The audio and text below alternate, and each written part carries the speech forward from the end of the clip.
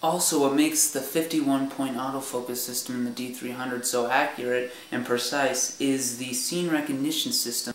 Now, the D200 just had the 1005 RBG system in it, and the D300 has that same system with the scene recognition system now.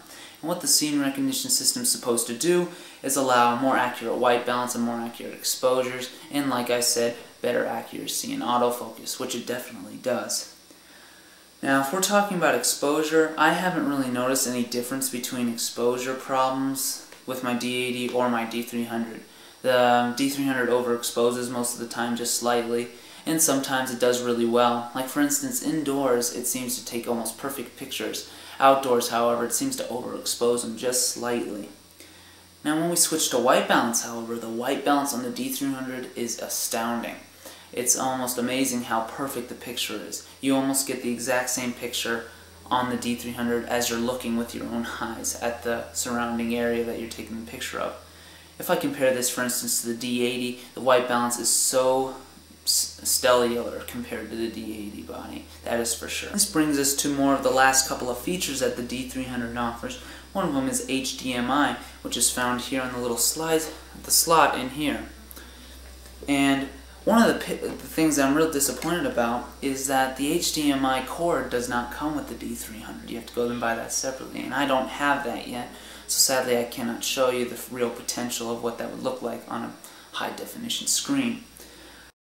I just want to show you the difference between a 2.5-inch and a 3-inch LCD screen.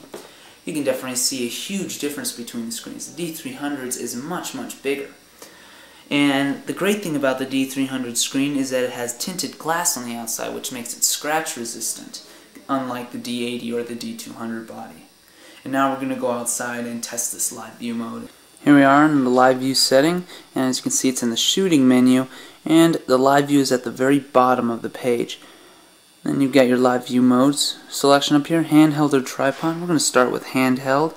Then you've also got another thing you can pick, and that's the release mode. And that's continuous high or continuous low or single frame. We're going to choose single frame. Once you have all that selected, then you can just hold down the shutter and open up to live view mode. And then to focus, you just hold it halfway down and listen for that sound. As you can hear, it's pretty fast, as you can hear. And then when you're ready, you just take the shot like that. Then you can look at your image just by zooming in like this onto the image and then scrolling around.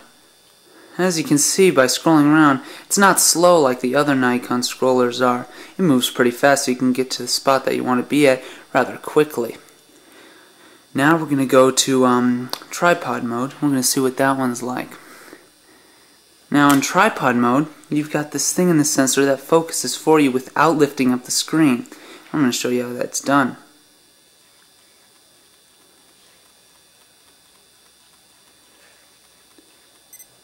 As you can hear, that is about the slowest autofocus in the world. Sadly, yes, the tripod mode is rather slow at focusing, but at least it gives you the precise focus. Then you can zoom in on that spot that you focused at up to 10 times, which is quite a feat. Especially when you look at it up this close, you can see that the high resolution screen really does pay off when you zoom in this close. You can see almost all the details still of the picture really well, so you can get that precise focus if you're manually focusing, which is what you're mostly going to do. And when you're ready, you just take the shot like that, and it goes back to normal. Now while I'm here, I'm also going to explain some of the other features that the D300 has over the D200, and that is in the viewfinder right here. The viewfinder is a 100% viewfinder, which means you see everything in the frame, unlike the D200 or the D80, which only see 95% of the frame. This is very useful, especially for more professional type of photographers. And then also, something that was not previously on the D80 or the D200 was an info, like this. This is very similar to that of the D40 or the D40X's info screen. Now my personal opinion on live view is that... Now personally, I love the live view of the D300. The amazing resolution of the screen is astounding. Even when you zoom in 10 times to the picture, you still see every pixel from that 12.3 megapixel sensor. I really just love the tripod mode on this camera, even though it is really slow. Since it can zoom in so much, I just really do love it.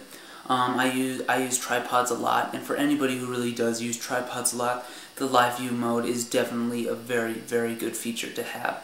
You can get almost precise focusing with this live view feature if you do it manually or with the autofocus mode. They're both just great. Now we're going to move on to more image quality type of stuff, and the differences in image quality between the D200 and the D300, which I have here. Well, the first thing, of course, that most people are going to notice is the 12.3 megapixel CMOS sensor of the D300. The D200 previously had a 10 megapixel CCD sensor, which is the exact same as the D80 sensor.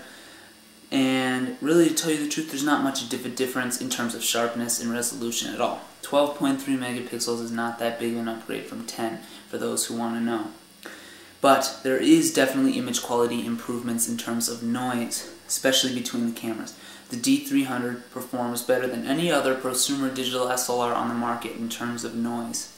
All the way from 200 all the way up to 3200, it is amazing performance. Although when you go up higher and higher, due to the noise reduction system that is used, you do get softness in the images, especially around 1600 and 3200 ISO. But you definitely don't get that much noise at all, especially when you compare it to the D200 or, for instance, the D2X or something like that.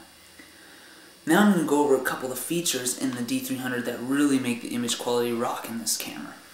First thing is active D-lighting, which is found also in the shooting menu near the live view.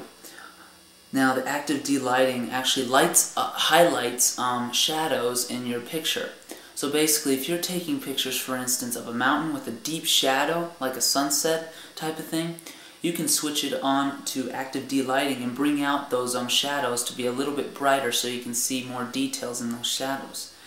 Now, many people who have had Nikons have a D-lighting feature in the editing section of their camera, like for instance the D80 has. And like me, you've probably noticed it doesn't work too well. The D300's active D-lighting works amazingly well. I wasn't expecting this to be a great feature, and it really, really is. There's no image quality loss when you use this, even at high active D-lighting mode, and it has saved me several images. It really does bring out those highlights without disrupting the image quality or bringing in noise to the image. It is really a great feature, and it's especially great if you're a nature or landscape type of shooter who shoots in lots of those different types of situations where there's lots of shadows. Next, what controls image quality is the picture control of the D300. Now we got your picture controls right here, and you go in there, we got 4 different things. You can even look at this on a grid in terms of saturation and contrast, just like that. As you can see, Vivid is way over there because I set it up really high on saturation.